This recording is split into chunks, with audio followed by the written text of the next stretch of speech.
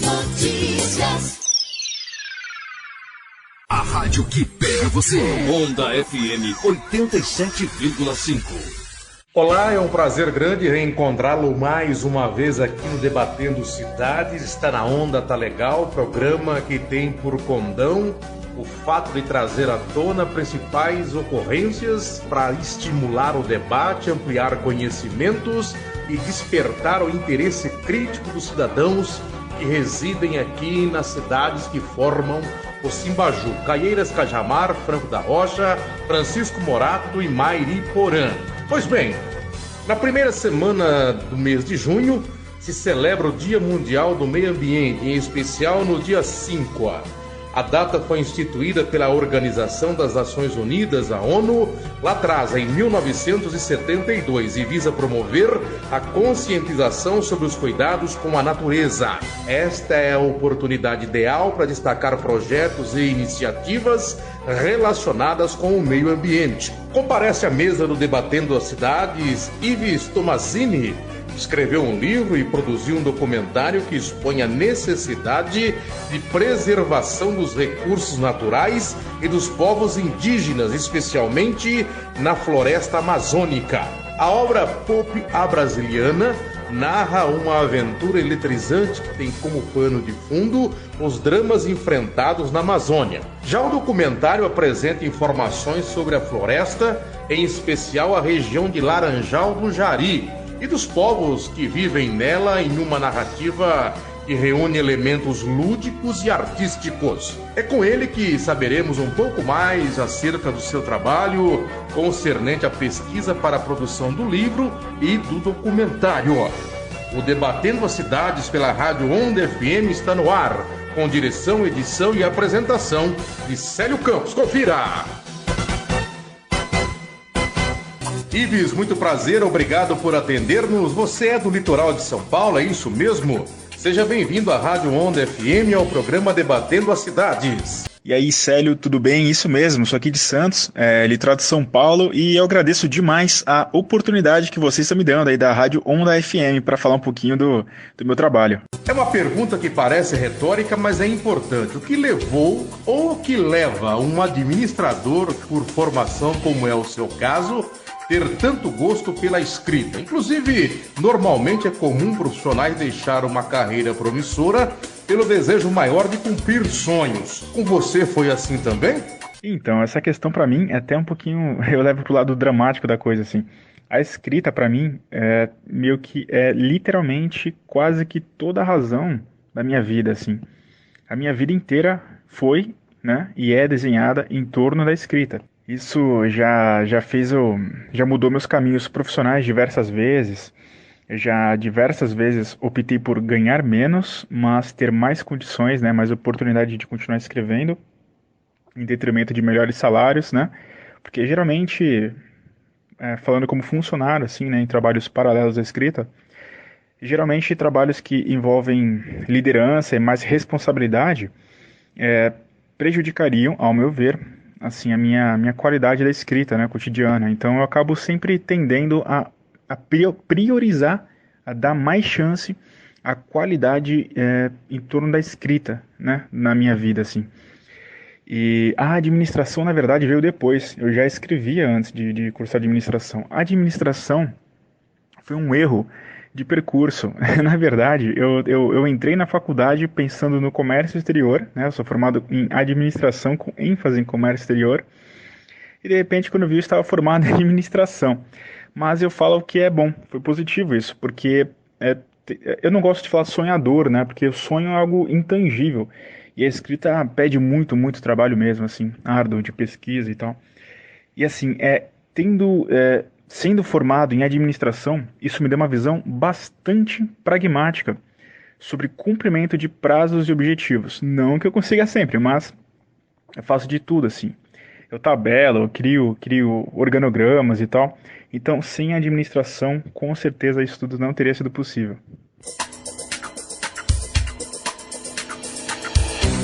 E essa história de trabalhar por 3 anos dentro dos navios, que literalmente você passou a enxergar a vida em cima das águas, né? E o tempo passando pela janela. Que história é essa? Que isso realmente pôde acrescentar? Pois então, essas histórias do navio, assim, eu acho que é uma coisa que foi consciente. O pior é que foi consciente, assim, eu fiquei pensando, quem sou eu para pensar em biografia? Mas como alguém que tem a cabeça, boa parte do tempo nas nuvens, imagina eu no escritório, trabalhando, papéis e mais papéis, cobranças e mais ligações telefônicas, olhando para a janela e vendo aqueles navios gigantes passarem, seja entrando ou saindo do porto, né, pelo canal do Porto de Santos. Eu olhava pela janela e via aqueles navios passando, navios cargueiros, né? E eu estava na época trabalhando na pesquisa de uma história que passaria a bordo de um navio cargueiro. No entanto, foi muito difícil conseguir entrar no navio cargueiro assim. E foi daí que surgiu a fagulha da minha intenção de trabalhar em navio de cruzeiro. E de repente eu joguei tudo pra cima, me demiti e fui. O que isso trouxe na minha vida? Muito assim, na vida literária. Basicamente, cara, eu vi a morte lá, eu vi a vida, eu vi tudo. E quando eu falo isso, eu falo literalmente mesmo, tá? Porque eu fiz 3 contratos, trabalhei cerca de 3 anos. No meu segundo contrato, eu era do time Alfa. O time Alfa do navio eram só 8 caras, assim. Eu fui escolhido, sei lá, aleatoriamente, e eu fazia parte do grupo de primeiros socorros. Então, literalmente eu vi a morte e literalmente eu vi a vida, assim, tipo, às vezes separada por um fio de cabelo. Isso no meu segundo contrato. Por mais triste e talvez traumatizante que tenha sido, com certeza isso traz mais tangibilidade ao meu trabalho como escritor. Alguém que viu a realidade tão de perto assim, né? E por ser um ambiente... E no mesmo dia você vê o paraíso. Eu lembro que eu cheguei a chorar por ver lugares tão bonitos, por exemplo, na Croácia. E no mesmo dia chorar de dor por algum acidente de trabalho que tenha acontecido, assim. Foi uma experiência um tanto quanto intensa, assim, e isso com certeza vai enriquecer minha escrita até o final da minha vida. Por certo, você gosta de narrativas e isso caminha para e passo ao mundo das curtas-metragens, de diversas oficinas, dentre outras oficinas da escrita criativa. Onde e quando tudo começou em relação à escrita, Ives?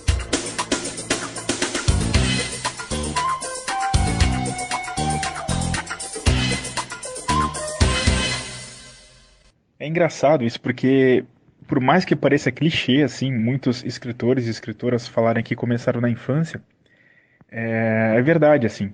Eu lembro, pena que eu não sei onde tá, talvez se eu procurar, talvez eu até encontre.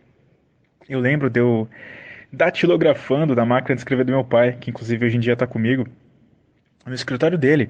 Eu tentando escrever, na época eu não sabia nem que o nome era sinopse, mas a sinopse das histórias que eu inventava para os meus bonequinhos, né, os comandos em ação na época. E eu lembro que eu colocava nome, e geralmente era variações de coisas que existiam, né? Ninguém me processou até agora, então tá tudo ótimo. Ainda bem que o papel continua perdido. Mas na adolescência eu dediquei isso para poesia e para letra de música, né? Poesias românticas, né? Sabe como é que é? E para as letras mais críticas, mais reflexivas. Eu tinha banda, né? Eu tive uma banda de rock a adolescência inteira. Desde os 12 anos eu tocava baixo e compunha para a minha banda. E o que acontece? A vida adulta veio e bateu forte, né? E de repente eu pensei, poxa, com as ferramentas que eu tenho e o que eu amo fazer, o que faria sentido se juntasse tudo isso? Então, de repente, eu vi na escrita um lugar de eu depositar a minha imaginação, porque por mais que eu tenha envelhecido, crescido e talvez amadurecido, talvez, eu não sabia aonde despejar a minha imaginação.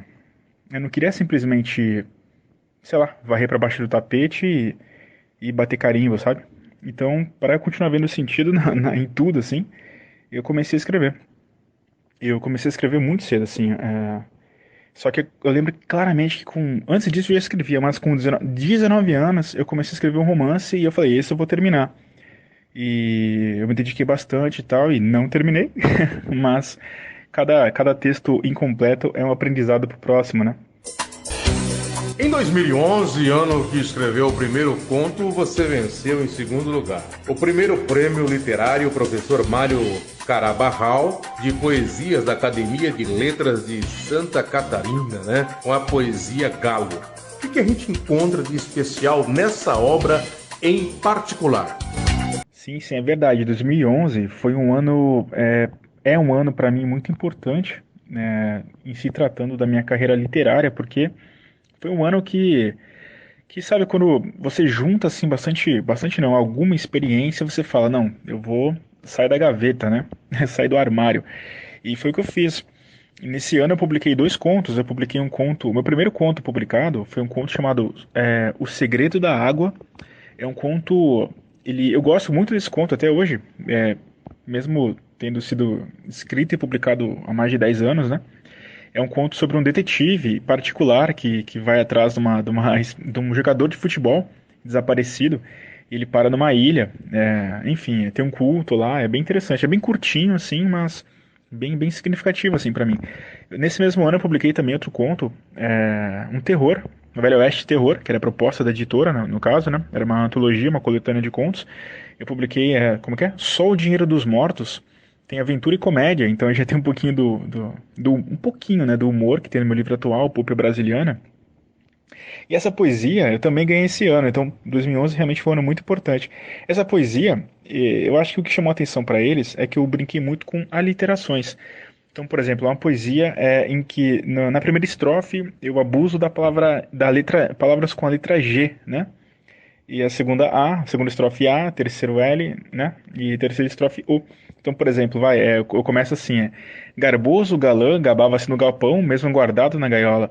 Antes, sua gema germinasse um gavião, ganso, gralho, gaivota. Por exemplo, no terceiro, eu brinquei com L, né? Então, vamos supor. Ah, se louvado com a lábia, a língua e lirismo ligeiro dos louros. Lograria Lúcifer sem luta essa laia de lisos locutores lisonjeiros loucos. Mas lacônico falava lhufas, sem lero-lero, lereia, lorota, lenga-lenga. Logo seria limpo e levado literalmente lúcido a lenha. E aí, dando nó na minha língua, assim, essa poesia eu trabalhei bastante, eu lembro que eu trabalhei demais nela, e me gerou esse prêmio, que até hoje ele me passa alguma confiança.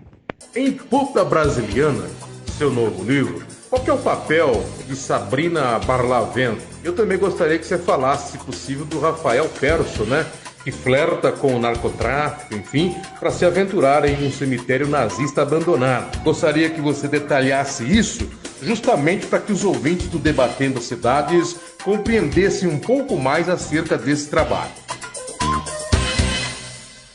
É isso aí, Célio. No Pulp Brasiliana, eu vejo a dinâmica entre esses dois personagens mais ou menos como se fosse uma dança, assim, uma dança onde a Sabrina, na maior parte do tempo, representa a inocência e o Rafael Perso, na maior parte do tempo, representa a malícia.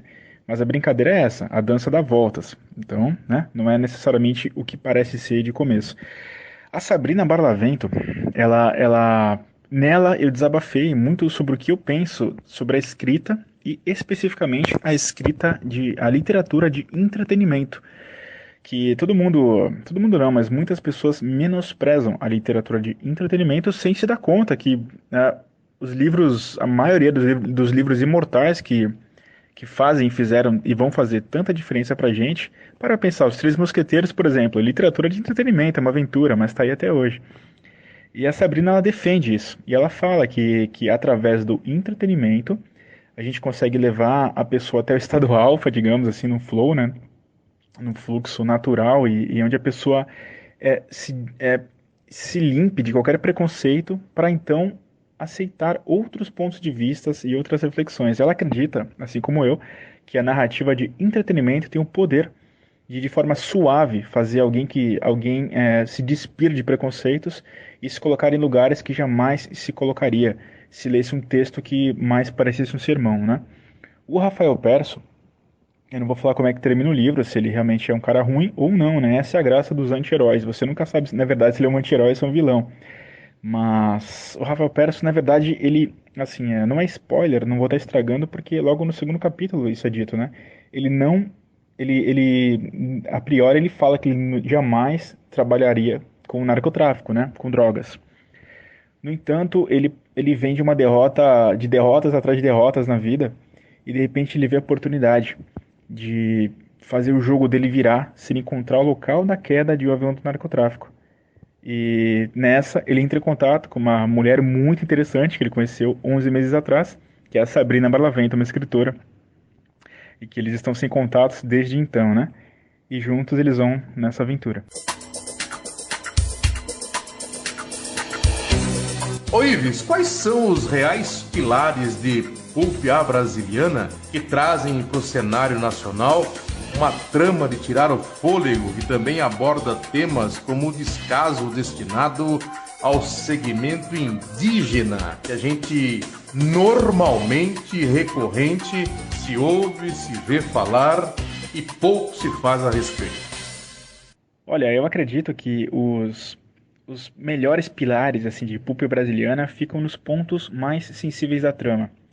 Sejam pontos onde propositalmente eu faço parecer só cenário, sabe? Tem coisas muito graves que eu pesquisei e descrevo no livro, que eu deixo, assim, quem lê, talvez sem refletir muito a respeito, vai pensar, nossa, como o escritor, como o Ives, né, o escritor é insensível. Olha, ele tá falando de chacina indígena e do lado ali tá tendo uma piada e uma cena de ação. Aí não, eu faço tudo pensado. Não tem nada no Pulp que não é pensado. Então, por exemplo, no livro eu explico, né, e trato o que é grilagem, né? Ou, por exemplo, muito do Pulp é pesquisa histórica. No entanto, infelizmente, muito do Pulp, a pesquisa foi feita em notícias reais. Então, por exemplo, desde notícias a eu ver indígenas com a pele queimada, descascando, deformada, porque jogaram agrotóxico de propósito em cima de uma região onde queria que os indígenas deixassem, né?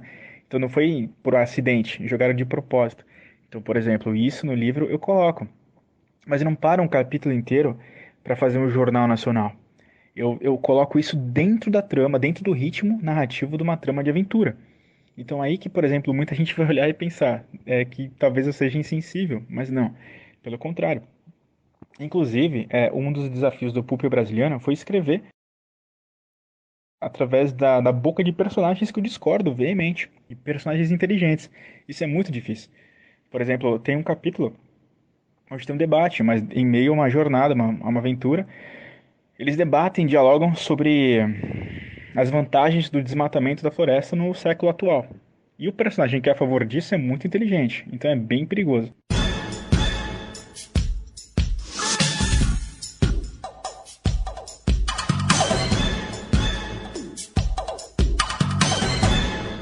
Para você que nos ouve aqui na Rádio Onda FM, estamos recebendo com muita alegria no programa Debatendo as Cidades o escritor Ives Tomazini, autor da obra Pulp Brasiliana. São 360 páginas, lançado pela editora Lura Editorial, compartilhando detalhes conosco nesta oportunidade.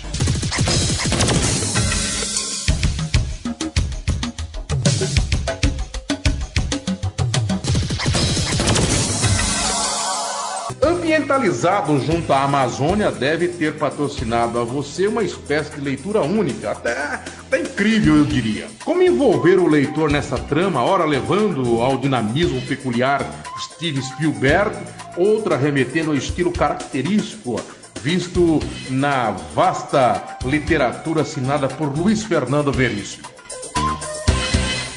Olha, em si falando de Steven Spielberg, eu sou um fã, confesso, assim, eu amo cada detalhe, eu adoro reassistir cada filme dele para ver o ângulo que o Steven Spielberg ele consegue contar histórias a partir do ângulo que ele aponta a câmera, assim, muitas vezes em silêncio, assim, eu amo o Steven Spielberg e passar isso para literatura é um dos meus recorrentes exercícios, até em outros livros que eu ainda não publiquei. Eu amo o dinamismo, assim, eu amo as transições de cena que ele faz e tal. E também eu amo o dinamismo dele, no sentido de você vê ele trabalhando você vê ele trabalhando com a lista de Schindler e depois você vê ele trabalhando com Jurassic Park. Se não me engano, foi um ano de diferença os dois filmes. Algo assim, coisa próxima. Então ele é um cara muito. A cabeça dele deve ter um bicho carpinteiro ali que não dorme ali, virado na cafeína. E ele me inspira demais. E isso deu ritmo, quer dizer, eu tentei, a partir disso, tirar o ritmo, assim, colocar o ritmo, imprimir o ritmo no Pulp Brasiliana. Com a cabeça sempre, meio que naturalmente, sem eu pensar o tempo todo nisso, mas de forma natural, por eu ser tão fã, tava sempre ali, cara. Quando entrava um capítulo, eu saía, eu imaginava como se fosse um filme, assim. Isso não será feito em todos os meus textos, né? Tem textos que são, por exemplo, narrados em primeira pessoa, mais introspectivos, né? Mais para dentro do que para fora. No entanto, o Pulp e a Brasiliana é uma homenagem às aventuras clássicas que eu cresci assistindo, né? Então, assim, o ritmo vem daí. O mérito, grande parte, é dele. Agora, falando do Veríssimo, assim, eu tenho até vergonha de falar.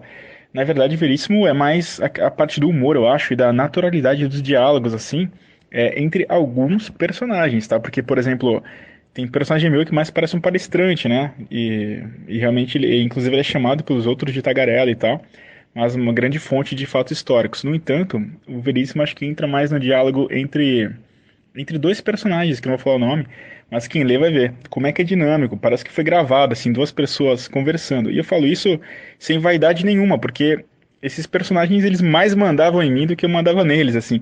E quem leu meio que falou a mesma coisa pra mim, falou, meu, o diálogo deles entre esse X personagem com Y personagem é muito espontâneo, é muito natural e engraçado. Daí eu acho que o mérito é do Veríssimo nesse caso aí.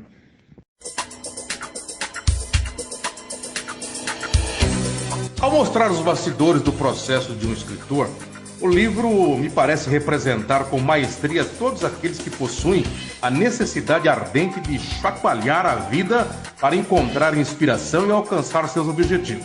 Amantes da cultura pop terão garantida a paixão improvável de protagonistas? Sim, sim. Acontece que, assim, no caso, a protagonista é uma escritora. Então, assim, o golpe de entusiasmo, assim, que ela sente, vem, no caso, é aplicado na escrita, né? O chamado da aventura, tecnicamente falando assim, né?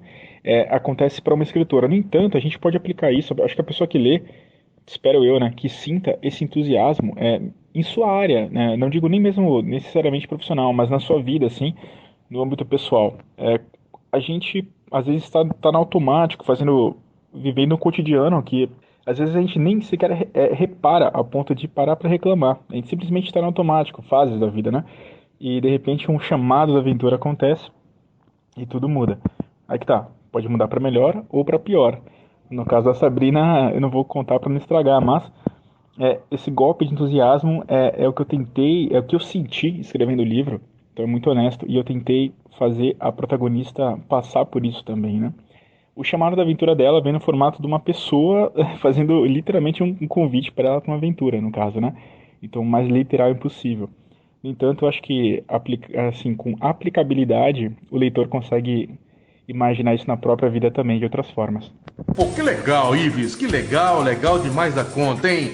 Agora, o lançamento do livro e suas aventuras pessoais pela Amazônia também resultaram em um documentário que terá episódios publicados semanalmente em seu canal do YouTube.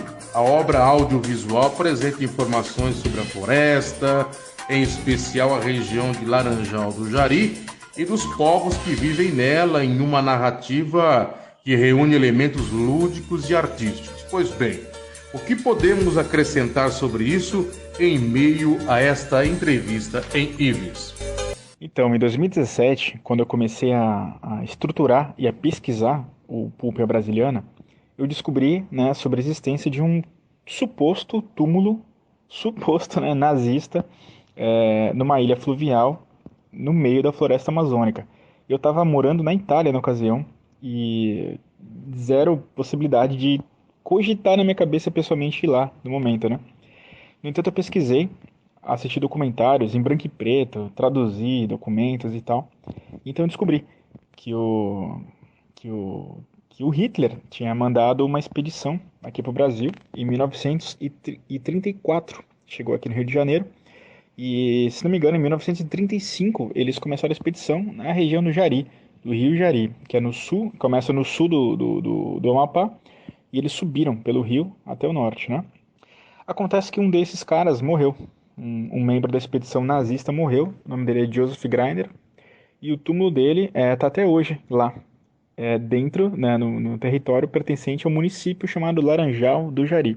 5 anos depois eu tenho a oportunidade de contratar um guia no Macapá. Pegar 9 horas de ônibus com ele pela floresta e até depois alugar uma lancha. E junto do guia, junto do secretário de cultura da cidade, que é o Jairo Guerreiro, e junto da Anne, uma amiga que eu fiz, que é uma gestora ambiental, que também fui junto, né? nós fomos de barco até essa ilha. E eu pude ir de perto ver esse cemitério e esse túmulo, né? Com a suástica lá até hoje. E tudo isso eu tive a oportunidade de filmar e eu estou editando e montando meio que como se fosse um arco narrativo também. Desde a minha partida, aí eu passo por curiosidades, mostro a viagem em si, né? E até meu retorno. Então eu estou tentando fazer da forma mais lúdica, como se fosse cheio de referências, né? Os próprios filmes que inspiraram o gênero do livro, né?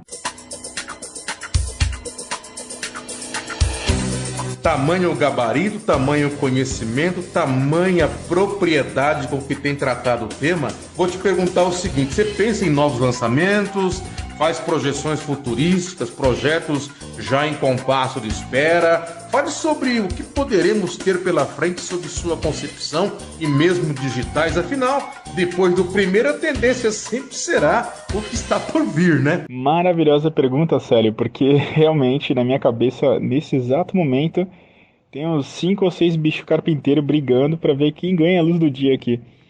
Eu tenho narrativas desde com viés mais fantástico, até outras com o pé mais no chão ainda do que o pulp brasiliana, né?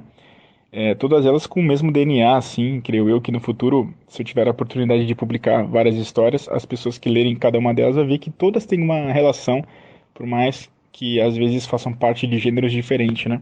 Olha, eu tô realmente em dúvida mesmo. Eu tenho livros praticamente prontos, que eu preciso só dar uma outra de mão, né? Retrabalhá-los do começo ao fim, já estão estruturados e escritos. Eu tenho livros que estão gritando na minha orelha, pedindo para serem trabalhados desde o início.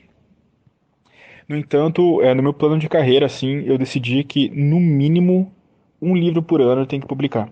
Então, essa resposta deve estar perto de chegar aí. Um dos textos que eu mais tenho vontade de escrever, assim, nesse momento, ele se passaria em 3 épocas diferentes.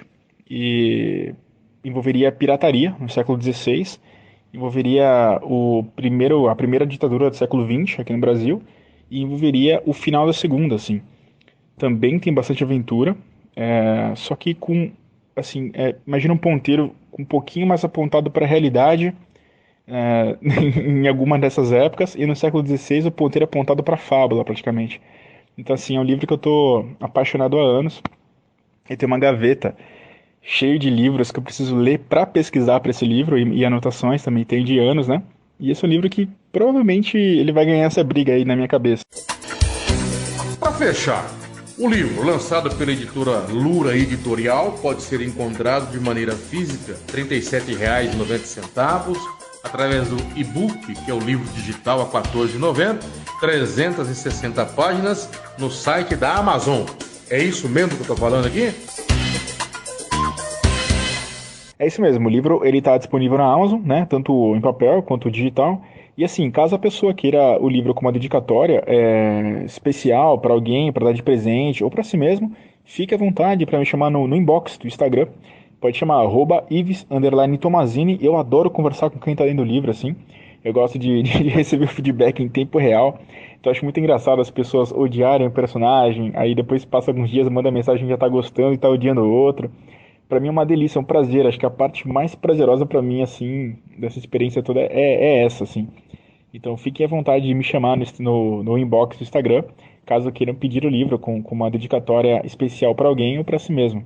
Ives, em nome da população cairense, da Rádio Onda FM, do programa Debatendo as Cidades, eu agradeço demais você na qualidade de escritor de um livro produtor de documentário que expõe aí a necessidade da preservação dos recursos naturais e dos povos indígenas, especialmente na floresta amazônica, falando conosco nesta edição. Forte abraço, até a próxima, gratidão por atender ao jornalismo da Rádio Onda FM. Olha, eu que agradeço profundamente ao pessoal de Caieiras que me deu cada minutinho de atenção durante essa entrevista. Eu agradeço a você também, a todos vocês aí da rádio pela oportunidade, até mesmo do desabafo, além de eu poder divulgar o meu trabalho, né? A profissão de escritor é uma coisa muito solitária, assim, né?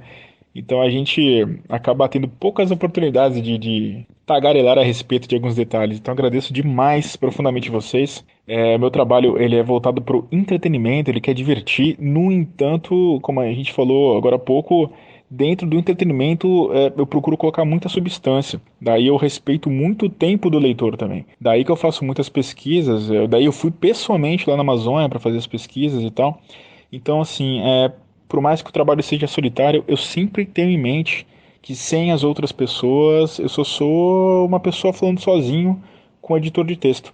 Então eu sou eternamente grato a cada pessoa que se interessa pelo trabalho e eternamente grato a todos que dão oportunidade como vocês.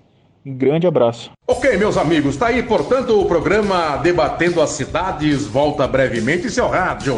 A velha máxima prossegue, hein? Tá na onda? Tá legal. A apresentação é de Célio Campos. Forte abraço!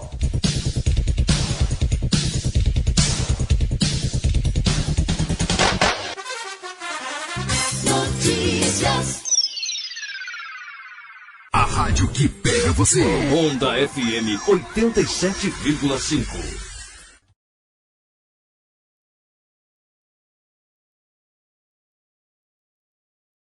E já que você tocou no assunto, caso não conheça o meu trabalho como escritor, eu te convido a clicar no link aqui na descrição ou no card aqui na tela para assistir o book trailer com a sinopse completa. E caso goste de uma boa aventura com pitadas de romance, recheada de trapaças e com alguma pesquisa histórica curiosa, vai para mim. O Pulp Brasiliana foi escrita para alguém como exatamente você.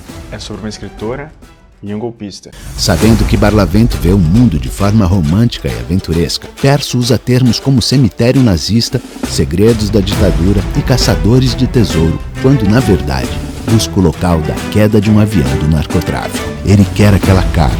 Ela uma história que vale a pena. Pulp Brasiliana, por Ives Tomazini.